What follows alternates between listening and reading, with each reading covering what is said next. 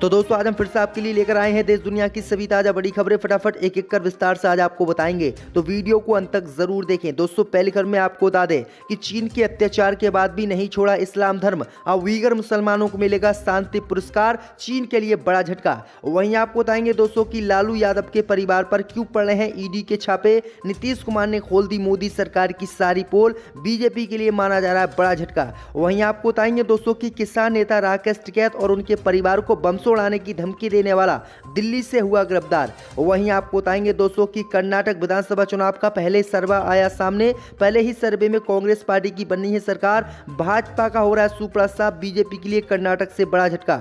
वहीं आपको बताएंगे दोस्तों कि अखिलेश यादव ने योगी सरकार पर बोला हमला, कहा बीजेपी की नीति किसान विरोधी, अन्नदाता का हर कदम पर हो रहा है उत्तर प्रदेश में शोषण। वहीं आपको बताएंगे दोस्तों कि राहुल गांधी को लेकर भाजपा सांसद के बिगड़े बोल, कहा राहुल गांधी को देश से निकालकर फेंक देना चाहिए क्योंकि भारतीय नहीं है राहुल गांधी।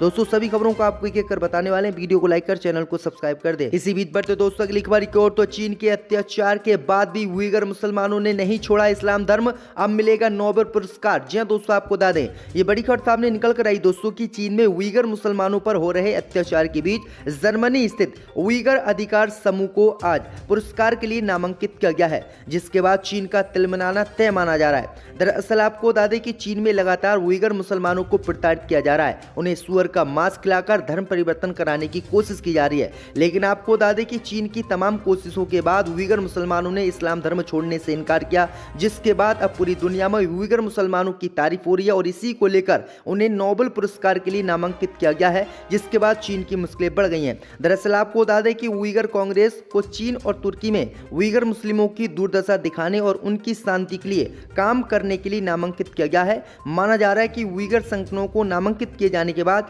चीन की तरफ से सख्त प्रतिक्रिया आएगी, क्योंकि चीन को यह बड़ा झटका लगने वाला है। तो ये बड़ी अपडेट आ रही दोस्तों। इसी बीच पर तो दोस्तों अगली खबर की ओर, तो लालू यादव के परिवार पर क्यों पड़ रहे हैं ईडी के छापे, नीतीश कुमार ने खोल दी मोदी सरकार की सारी पोल। जी दोस्तों आपको बता दें कि बिहार के मुख्यमंत्री नीतीश कुमार ने कहा कि पूर्व केंद्रीय रेल मंत्री लालू प्रसाद और उनके सहयोगियों के ठिकाने पर ईडी की छापेमारी उनके राज्य में महागठबंधन का हिस्सा होने का नतीजा है।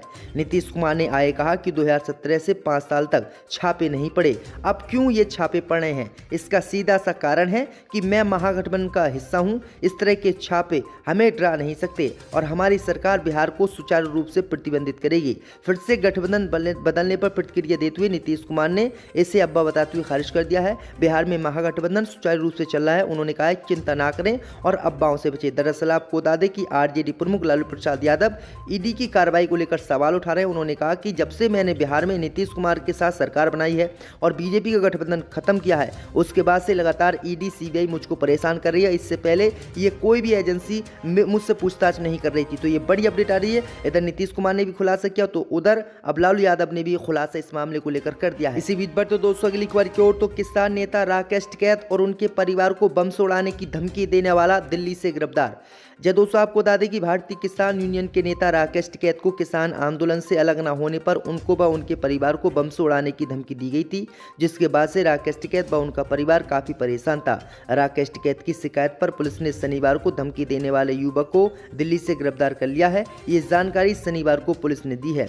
दरअसल आपको बता दें कि भोरा कला थाना प्रभारी अक्षय शर्मा ने पत्रकारों को बताया कि फोन करने वाले व्यक्ति की पहचान विशाल के रूप में हुई है, जिसे गिरफ्तार कर पूछताछ की जा रही है। युवक दिल्ली का रहने वाला है, जिसे मुजफ्फरनगर की पुलिस ने गिरफ्तार किया है। अक्षय शर्मा ने बताया है कि शिकायत में कहा गया था कि एक अज्ञात व्यक्ति ने फोन कर धमकी दी थी, अगर राकेश टिकैत ने किसान आंदोलन से खुद को अलग नहीं किया तो उन्हें व उनके परिवार को वो बम से उड़ा देगा, जिसके बाद से उनका पूरा परिवार काफी दहशत में था। पुलिस में शिकायत न करने की भी युवक ने हिदायत दी थी। तो ये बड़ी अपडेट आ रही दोस्तों। इसी बीच पर तो दोस्तों अगली खबर की ओर, तो कर्नाटक में विधानसभा चुनाव को लेकर सर्वे आया सामने। कर्नाटक में पहले ही सर्वे में बन रही है कांग्रेस की सरकार, भाजपा को झटका। जब दोस्तों आपको बता दें कि कर्नाटक में चुनाव के दिन जैसे जैसे नजदीक आते जा रहे हैं, वैसे वैसे एजेंसियों द्वारा प्री पोल सर्वे कराने की होड़ लग गई है। इसी क्रम में एक नया सर्वे सामने आया है, जिसको लेकर भाजपा की चिंता बढ़ गई है और भाजपा का यहां पर सुपड़ा साफ हो रहा है। दरअसल आपको बता दें कि लोक पोल सर्वे आज जारी किया है। दरअसल आपको बता दें कि लोक पोल सर्वे एजेंसी ने 2 महीने तक लोगों के बीच जाकर चुनावी माहौल भांपने की कोशिश की। 224 निर्वाचन क्षेत्र में 45,000 लोगों के मूड को जानने की कोशिश की। इस सर्वे के नतीजे चौंकाने वाले हैं। इस लोक पोल सर्वे में भाजपा को 77 से 83 सीटें दी गई हैं, वहीं कांग्रेस को 116 से 122 सीटें दी गई हैं, वहीं जेडीएस को 21 से 27 सीट जीतने का दावा किया जा रहा है, बल्कि अन्य को 1 से 4 सीट जीतने का अनुमान लगाया गया है। भाजपा को 33 से 36% वोट शेयर मिलने की संभावना है इस पोल के अनुसार, वहीं कांग्रेस को 39 से 42% वोट शेयर मिलने का अनुमान है। तो ये बड़ी अपडेट आ रही दोस्तों की कर्नाटक में इस बार कांग्रेस पार्टी की सरकार बनेगी और भाजपा का यहाँ पर सुपड़ा साफ होता दिखाई दे रहा है। इसी बीच पर तो दोस्तों अगली खबर की ओर तो अखिलेश यादव का योगी सरकार पर हमला, कहा बीजेपी की नीति किसान विरोधी। दोस्तों आपको बता दें कि समाजवादी पार्टी के राष्ट्रीय अध्यक्ष अखिलेश यादव ने शनिवार को बीजेपी पर निशाना साधा और कहा कि बीजेपी की किसान विरोधी नीतियों के चलते अन्नदाता का हर कदम पर शोषण हो रहा है। इन दोनों आलू किसानों पर इनका कहर बनकर टूटा है। सपा मुखिया अखिलेश यादव ने शनिवार को अपने जारी एक बयान में कहा कि बदहाल आलू किसान होली पर भी अपनी फसल कोल्ड स्टोर में रखने के लिए कतार में जूझ रहे हैं। मुख्यमंत्री जी इस सबसे बेसुध हैं। आलू किसानों को फसल के कम दाम मिल रहे हैं जबकि लागत बढ़ रही है, किसान मायूसी और परेशानी में जा रहे हैं। उन्होंने कहा कि हमारी पार्टी ये मांग करती है कि किसानों को उनकी हर फसल पर एमएसपी मिलनी चाहिए। बीजेपी सरकार किसानों के हितों की संरक्षण करने के बजाय पूंजी घरानों को संरक्षण देती है। तो ये बड़ी अपडेट आई दोस्तों कि अखिलेश यादव ने ये बड़ा हमला बीजेपी पर बोला है। इसी बीच पर तो दोस्तों अगली खबर की ओर तो बीजेपी सांसद के बिगड़े बोल, कहा राहुल गांधी को देश से निकालकर फेंक देना चाहिए। दोस्तों आपको बता दें कि कांग्रेस के पूर्व अध्यक्ष राहुल गांधी के लंदन में दिए गए हालिया बयानों को लेकर भाजपा उनके खिलाफ लगातार हमलावर है। इसी सिलसिले में अब भोपाल से लोकसभा सदस्य साध्वी प्रज्ञा सिंह ठाकुर ने भी राहुल गांधी पर हमला बोला। उन्होंने चाणक्य की एक कथित उक्ति का हवाला देते हुए कहा कि विदेशी माता का पुत्र कभी देशभक्त नहीं हो सकता। साध्वी प्रज्ञा शनिवार को संत हृदय रामनगर स्टेशन पर 5 ट्रेनों का ठहराव शुरू किए जाने के मौके पर भोपाल दमोह एक्सप्रेस ट्रेन को हरी झंडी दिखाने पहुंची थी। यहां उन्होंने मीडिया कर्मियों से चर्चा के दौरान कहा कि संसद में कार्य अच्छा हो रहा है, सब कुछ अच्छा है, लेकिन कांग्रेस के लोग सदन को चलाने नहीं दे रहे हैं। उनका प्रयास है कि अगर सदन चलती तो कार्य ज़्यादा होंगे तो हमारा अस्तित्व बचेगा नहीं। वैसे भी कांग्रेस का अस्तित्व खत्म होने की कगार पर है, लेकिन अब उनकी कांग्रेस बुद्धि भी भ्रष्ट होती जा रही है। तो ये बड़ी अपडेट आई दोस्तों।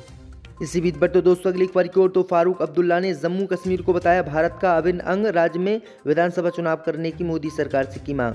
दोस्तों आपको बता दें कि नेशनल कॉन्फ्रेंस के नेता फारूक अब्दुल्ला ने केंद्र की मोदी सरकार पर निशाना साधा। उन्होंने जम्मू कश्मीर को केंद्र शासित प्रदेश बनाने पर केंद्र की मोदी सरकार पर हमला किया। उन्होंने कहा कि देश के इतिहास में पहली बार एक गर्वित राज्य को केंद्र शासित प्रदेश बना दिया गया, ये एक ट्रेजेडी थी। फारूक अब्दुल्ला ने कहा कि हम चाहते हैं कि जम्मू कश्मीर को राज्य का दर्जा बहाल हो और जल्द चुनाव हो। जम्मू कश्मीर देश का अभिन्न अंग है। आगे उन्होंने कहा कि हम इस देश के हैं तो हमारे साथ ऐसा क्यों हो रहा है। इरोड़ उपचुनाव का नतीजा कांग्रेस के खाते में जाने पर जम्मू कश्मीर नेशनल कांग्रेस पार्टी के अध्यक्ष फारूक अब्दुल्ला ने बड़ा बयान दिया। उन्होंने कहा कि हम साथ में मिलकर शांति सद्भाव से रहने के लिए तैयार हैं और जम्मू कश्मीर भारत का अभिन्न अंग है, फिर भी इसमें विधानसभा चुनाव जल्दी कराए जाने चाहिए। इसी बीच पर तो दोस्तों अगली खबर की ओर तो भारत के भगोड़े नित्यानंद ने शी जिनपिंग को भेजी बधाई, हिंदू देश कैलासा के लिए मांगा चीन का समर्थन। दोस्तों आपको बता दें कि भारत के भगोड़े और यौन शोषण का आरोपी नित्यानंद ने भारत के दुश्मन देश चीन से काल्पनिक हिंदू राष्ट्र कैलासा के लिए समर्थन मांगा है। नित्यानंद के ट्विटर अकाउंट से बाकायदा ट्वीट कर शी जिनपिंग को लगातार तीसरी बार राष्ट्रपति बनने के लिए बधाई भेजी गई है। इससे पहले भगोड़े नित्यानंद द्वारा बनाए गए काल्पनिक देश कैलासा के एक प्रतिनिधि ने संयुक्त राष्ट्र की एक बैठक में भी हिस्सा लिया था, जहां उसने भारत को लेकर गंभीर इल्जाम लगाए थे। खुद को भगवान बताने वाले नित्यानंद के ट्विटर अकाउंट से शी जिनपिंग की भेजी गई बधाई संदेश में कहा गया है कि संयुक्त राज्य कैलासा और हिंदू धर्म के सर्वोच्च धर्मगुरु परम पावन भगवान नित्यानंद परम शिवम की तरफ से पीपल्स रिपब्लिक ऑफ चाइना का राष्ट्रपति बनने के लिए शी जिनपिंग हम आपको हार्दिक बधाई देते हैं। हम आपको राष्ट्रपति के रूप में एक सफल कार्यकाल के लिए अपनी हार्दिक शुभकामनाएं देना चाहते हैं। आपके महान देश, इसके लोगों और कैलाश के बीच लंबे समय तक चलने वाले मैत्रीपूर्ण संबंधों की आशा करते हैं। ट्वीट में आगे लिखा गया है कि परम शिव का आशीर्वाद चीन के लोगों के लिए मंगलमय। तो ये बड़ी अपडेट आई दोस्तों कि किस तरह से ये भगोड़ा नित्यानंद अब भारत का ही विरोध कर रहा है। ढेर सारी शुभकामनाएं दी। होली पर खास अंदाज में नजर आए और शहरवासियों के साथ होली खेली। सीएम योगी ने कहा कि होली उत्साह व उमंग का पर्व है। ये पर्व आप सभी के जीवन में नई खुशियां लेकर आए। पूरे प्रदेशवासियों को होली पर्व की ढेरों शुभकामनाएं। शांति के साथ सभी की भावनाओं का सम्मान करते हुए ये पर्व हिंदू लोग मनाएं। जो लोग रंग ना लगाना चाहें उनकी भावना का सम्मान करें और किसी भी कीमत पर उनको रंग ना लगाएं। तो ये बड़ी अपडेट आई दोस्तों। योगी आदित्यनाथ ने यह खास संदेश उत्तर प्रदेश वासियों को दिया है।